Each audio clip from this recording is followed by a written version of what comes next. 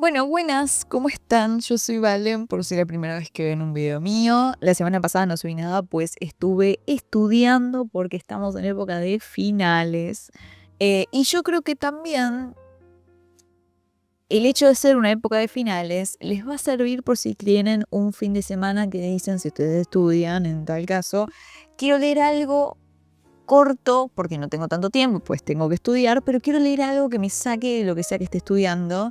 Y esta es la mejor recomendación que les puedo dar, que es Enero de Sara Gallardo. Quiero hablar en profundidad sobre esta novela corta. Tiene, si no me equivoco, 100 y pico de páginas, o sea, es mentira, 99 páginas tiene, no llega a las 100, porque nada, no es mi primer encuentro con la literatura de Sara Gallardo, pero sí entiendo que es una mujer que no está muy trabajada y tampoco es tan conocida como lo puede llegar a ser Silvina Ocampo, entre otras mujeres. No me quiero ir por ahí porque no va a ese caso, no voy a profundizar en eso. Pero la literatura de ella es increíble.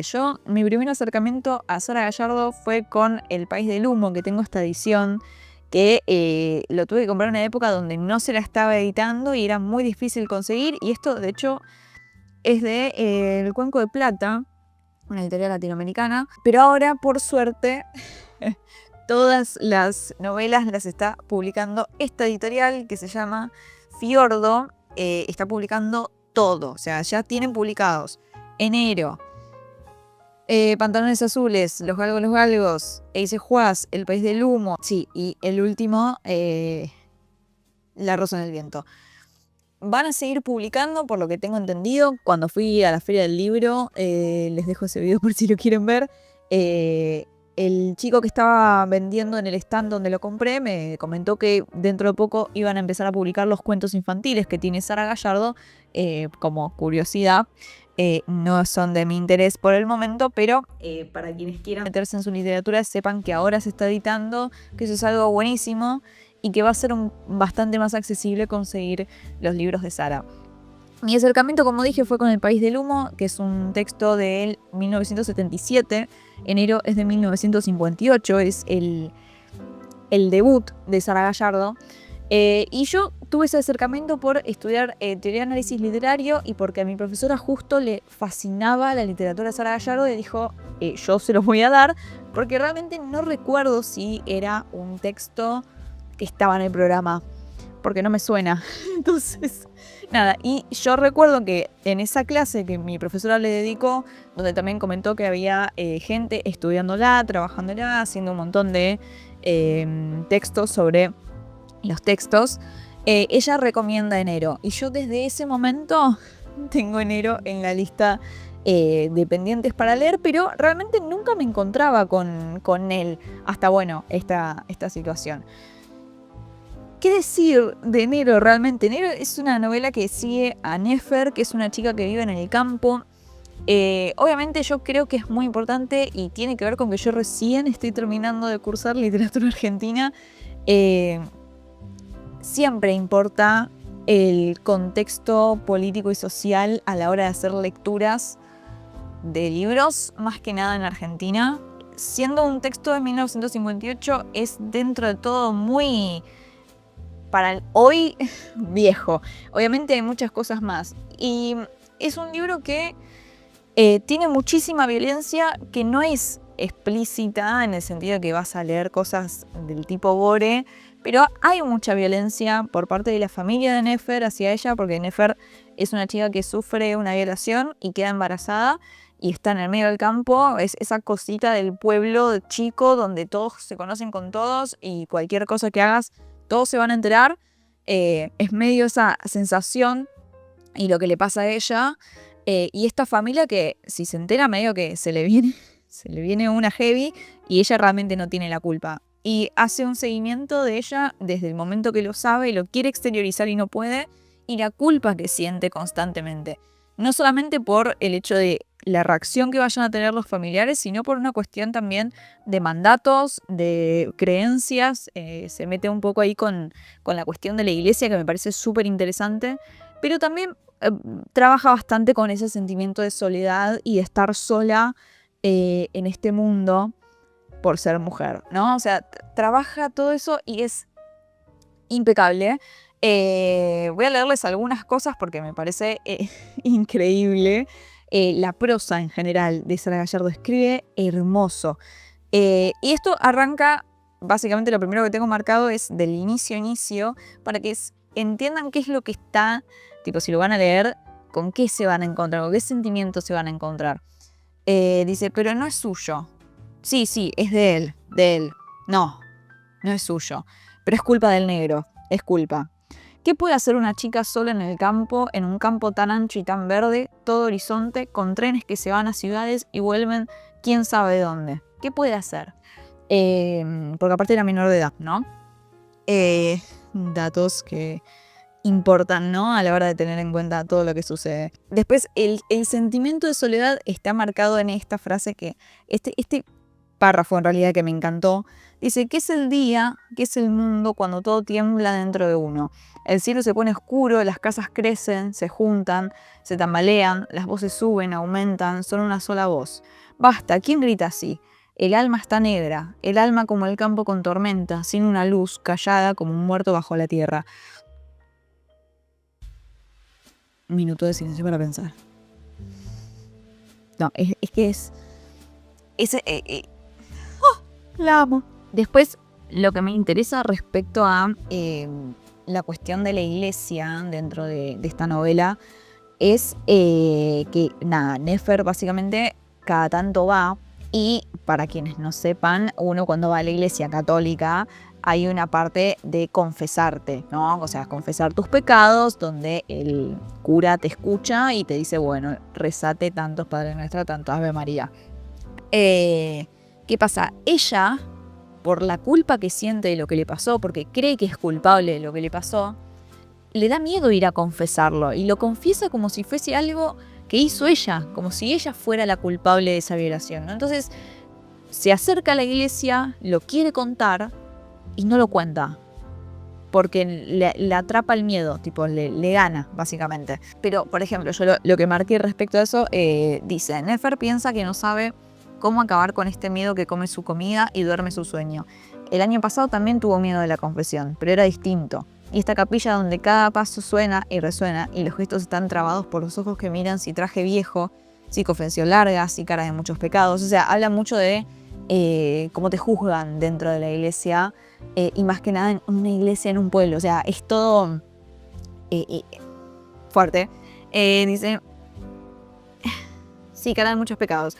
Y el cura allí dentro como en jaula, escuchando, tal vez vaya y le cuente a doña María, a don Pedro, o más bien a los ricos de la estancia en la hora del almuerzo, y luego la miren todos.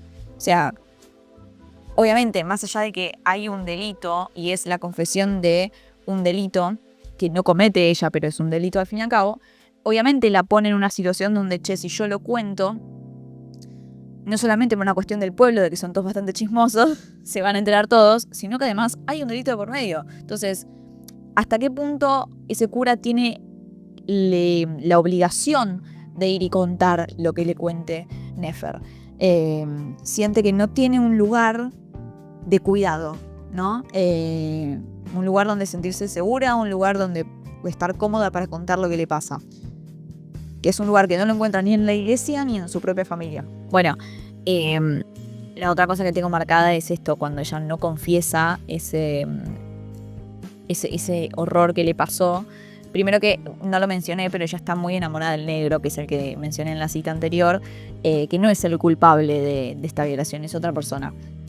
Ella está muy enamorada y todo el tiempo piensa en el negro y que quiere que el negro la mire y que gustarle al negro, básicamente.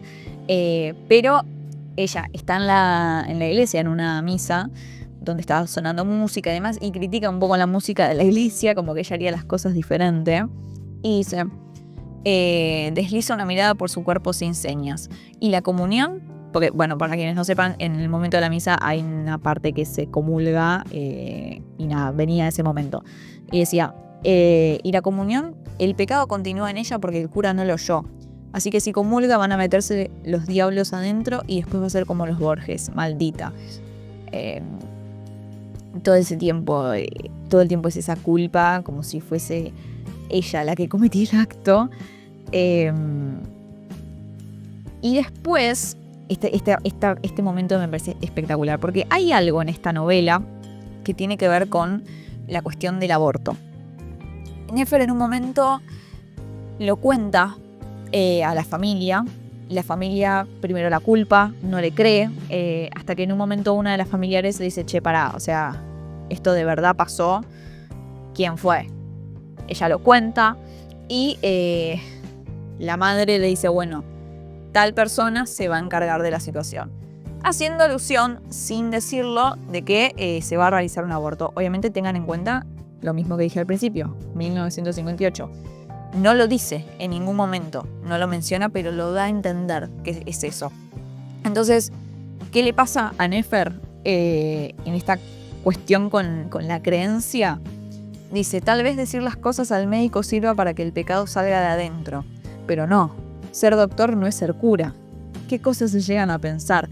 Como esta cosa de que por más que lo haga, va a seguir siendo una pecadora. A pesar de todo, que es terrible porque yo considero que en ese momento realmente se creían esas cosas y a pesar de ser producto de una violación no importaba, como bueno, si estaba en contra del aborto, bueno, pero por lo menos ten en cuenta que fue una violación, no es que era un embarazo no deseado per se, y es como, bueno, pero vos sos culpable y es terrible. Bueno, y ahí viene, ¿no? La cuestión de la conversación con la madre, que lo tengo marcado, donde la madre la trata con muchísima violencia, como diciendo, bueno, ¿querés decir algo? Decilo. Y ella dice, ¿sabes qué? Sí, te quiero decir. Tipo, en una discusión le termina contando lo que le pasa y la culpa encima a ella, tipo a la madre, de, ¿no te diste cuenta? ¿No te diste cuenta con la comida? ¿No te diste cuenta en mi cuerpo cómo está cambiando? Las cosas que son todas diferentes, que ella las persigue y que en el afuera, por una cuestión de no darle pelota, no se dan cuenta. Y ahí es donde surge esa cuestión. Y después, más adelante dice, bueno, pero sea como sea, verse libre de esto.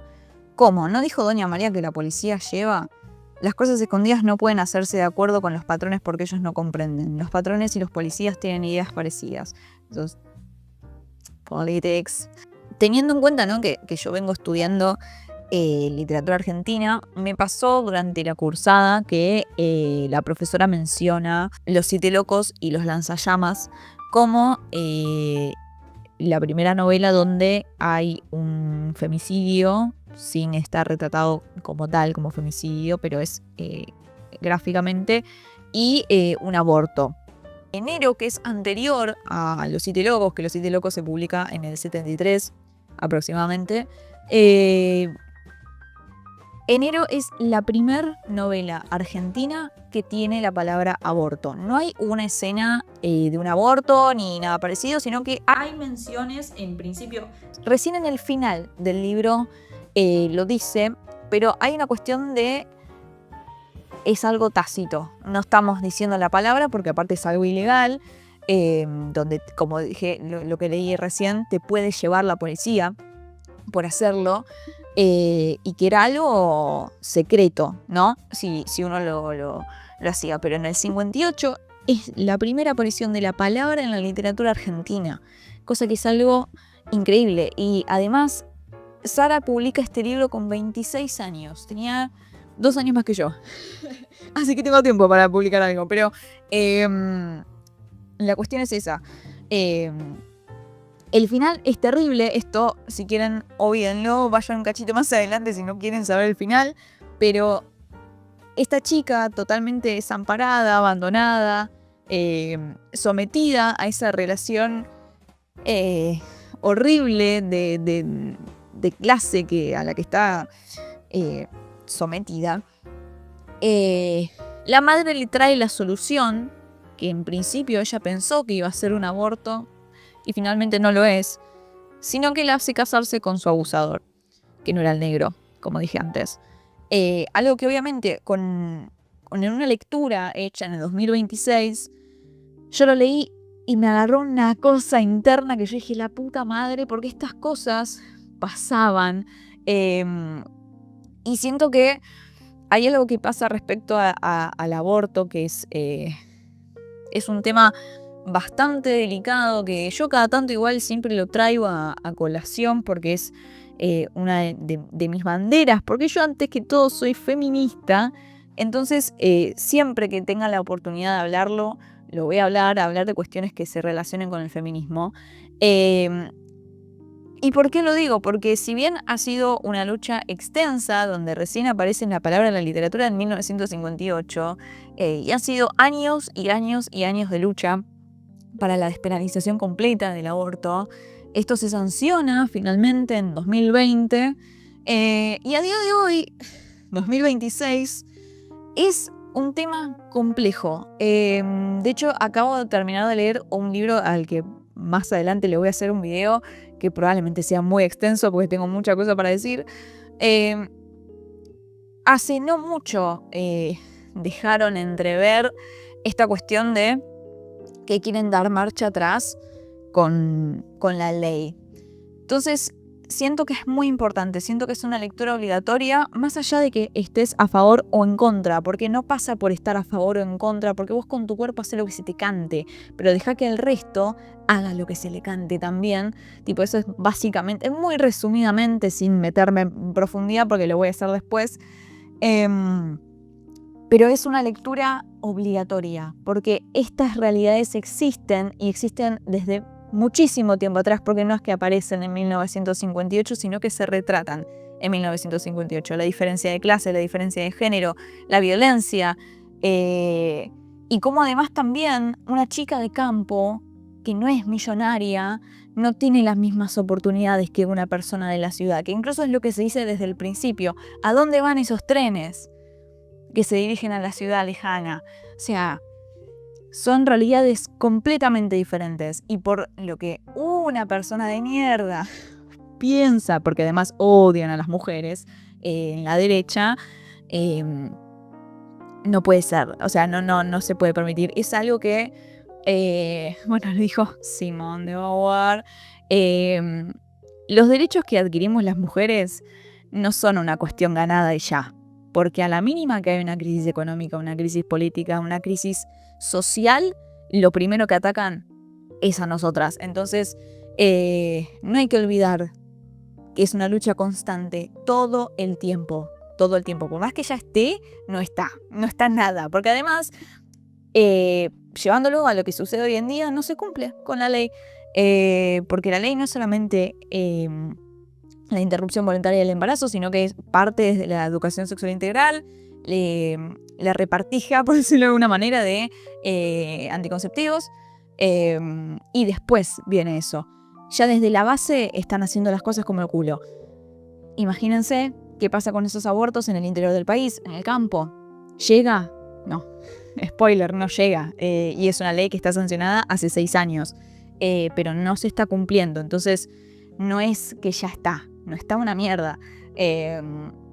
Y nada, venía a bajar un poco de línea porque puedo, es mi canal, y si no les gusta, fuck off. Pero bueno, nada, eso. Es una gran novela, me encanta Sara Gallardo. Seguiré leyendo a Sara Gallardo porque me gusta mucho su manera de escribir. Es muy poética su manera de escribir, porque incluso en relatar cosas tan horribles, lo hace de una manera muy estética, que eso es algo propio también en sí de lo que es la literatura argentina. Si alguien quiere conocer la literatura argentina, en algún momento más adelante haré un video sobre libros de autores argentinos, pero en resumidas cuentas la literatura argentina surge con violencia. El primer texto, El Matadero, es el retrato de una violación a alguien que piensa diferente. Es un conflicto entre unitarios y federales, y ese es el origen de la literatura argentina. Nuestro origen es ese, es violento. Y nada, me parece que Sara, sin tener tanto conocimiento de lo que estaba pasando en ese momento, porque aparte era una mujer muy joven, se mete en la literatura argentina de cabeza y lanza enero, y es una locura. Y nada, siento que es algo que tiene que leer todo el mundo. Y además, si bien yo no soy partidaria de los libros cortos y que hay un conflicto ahí bastante interesante que ocurre a día de hoy, siento que le sirve a todo el mundo. A quienes leemos mucho, a quienes leen poco, a quienes se están metiendo en la literatura, a quienes quieran conocer a Sara Gallardo, a quienes quieran aprender de literatura argentina. Es una excelente novela. Así que nada, si la leyeron, coméntenme qué opinan, coméntenme si les gustó, si no les gustó. Dudo que no les haya gustado porque es increíble. Y nada, eso. En la descripción están los links a mis redes sociales por si me quieren seguir en algún lado. Más que nada, síganme en Goodreads porque muy probablemente les interese más. Y nada, volveré la semana que viene con otro video. Adiós.